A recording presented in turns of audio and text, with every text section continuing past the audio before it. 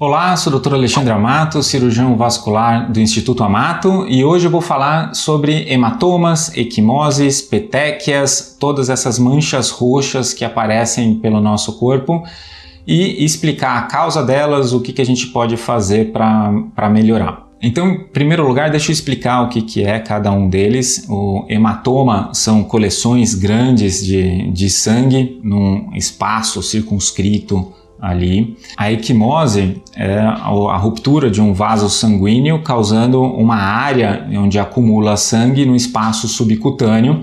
Essa área vai ficar roxa, normalmente aí tem mais de 1 centímetro uma equimose. Petequias já são aqueles roxinhos bem pequenininhos, normalmente eles aparecem numa quantidade maior, mas são bem pequenininhos.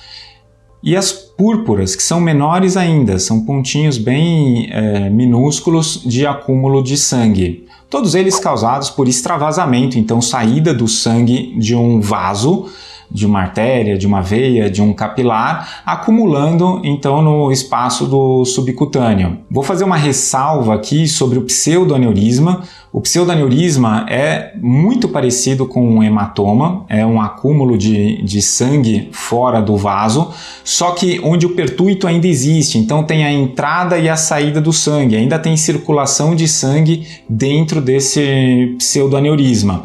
No hematoma não, esse sangue ele fica lá dentro parado, ele vai ficar como se fosse um sangue pisado, né? Aquele sangue mais escuro, um sangue que não tem movimentação e que muitas vezes acaba coagulando ali mesmo. Então eles podem acontecer em qualquer parte do corpo, aparece mais ou fica mais visível quando ocorre no subcutâneo mais superficialmente, obviamente vai aparecer mais. A tonalidade da pele pode acabar deixando mais visível ou menos visível essas manchas roxas. E podem acontecer por várias razões, entre elas uma pancada, pode ser uma pancada da qual você está consciente, então acordou de noite, não abriu o olho, foi levantar da cama, bateu a perna, é uma pancada, pode fazer um hematoma.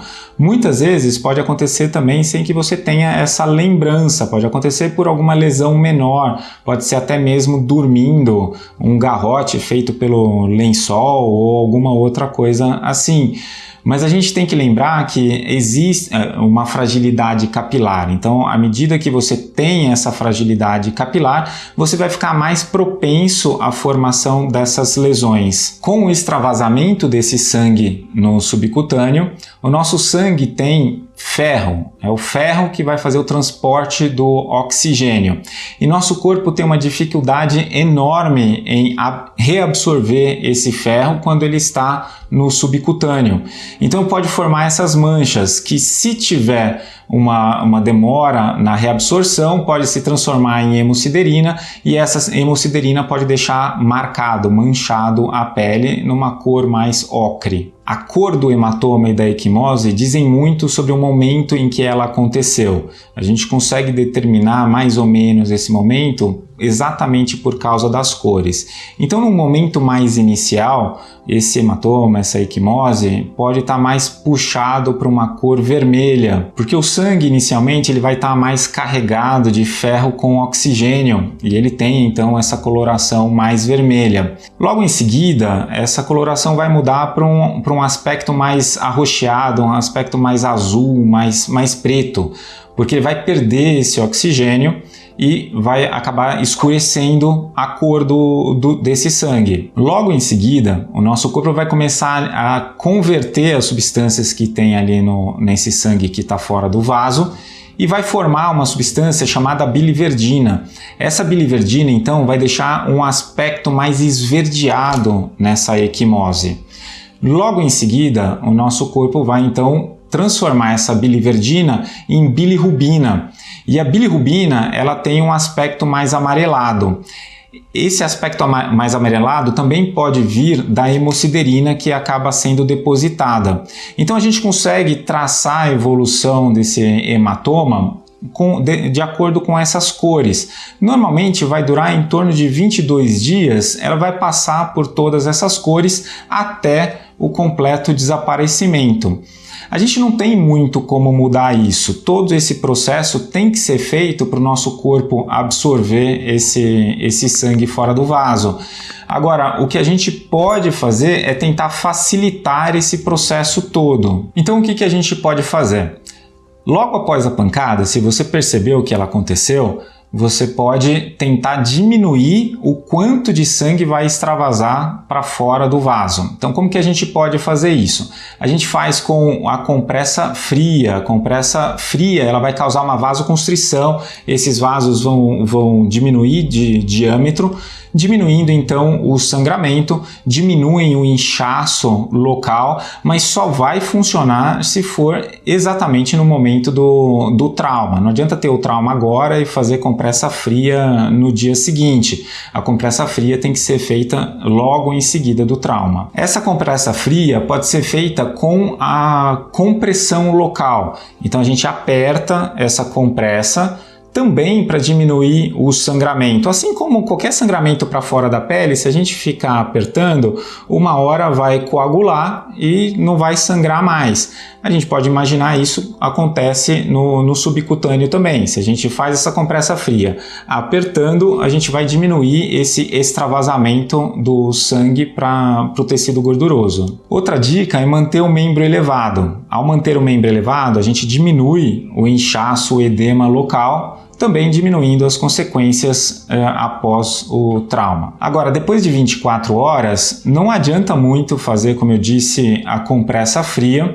O que a gente tem à disposição para fazer, aí seria a compressa morna. Então, vou colocar aqui o link do vídeo do canal sobre compressa morna. Por curiosidade, é o nosso vídeo mais assistido até hoje, vale a pena dar uma olhada. Então, você pode fazer a compressa morna para aumentar esse metabolismo local, diminuir o processo inflamatório. Afinal, apesar do sangue ser nosso mesmo, o sangue fora do vaso ele vai causar inflamação. Então a gente tem que diminuir essa inflamação para diminuir toda aquela sensação de dor no local. E a compressa morna pode ajudar nisso. E lembrando que o sol estimula a pigmentação da pele, é muito importante a gente proteger essas áreas e o corpo todo do sol enquanto a gente tem um hematoma, senão a gente pode acabar fixando lá aquela mancha. Então, o uso de protetores solares é muito importante para evitar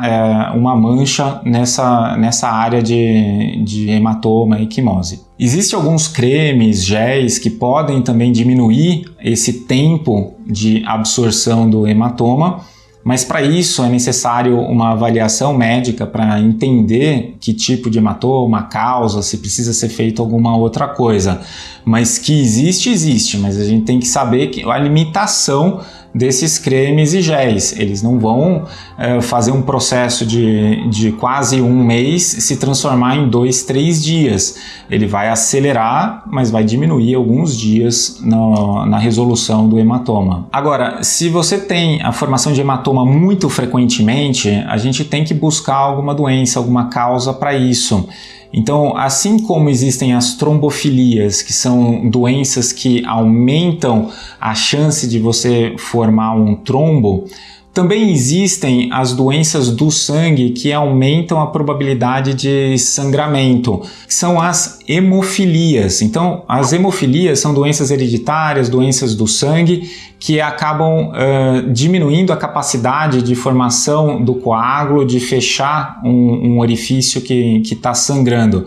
Então, se você tiver hematomas muito frequentes, é importante investigar essas doenças, investigar outras causas de formação de hematomas e equimoses frequentes. Por exemplo, a fragilidade capilar desencadeada pelo lipedema. O lipedema é uma doença da deposição de gordura nas pernas, onde a gente tem muito frequentemente a formação de roxos. Esses roxos, então, são decorrentes dessa fragilidade capilar, da inflamação do lipedema. Então, se você tiver roxo frequentemente, por favor, procure o médico especialista para fazer essa investigação para você. E lembre-se que alguns medicamentos também podem te deixar mais propenso à formação de hematomas e equimoses. como os anticoagulantes, por exemplo, os anticoagulantes, os antiagregantes plaquetários, entre eles alguns bem comuns, a aspirina, por exemplo, é um antiagregante plaquetário super comum de ser utilizado, os cumarínicos, os anticoagulantes novos, como o Xarelto e outros, também vão deixar seu sangue com uma capacidade menor de coagulação. Então, gostou do nosso vídeo? Inscreva-se no nosso canal. Eu vou deixar aqui uma sugestão de vídeo para você seguir assistindo as melhores dicas de saúde e compartilhe o vídeo com seus amigos. Clica no sininho lá embaixo também e até o próximo.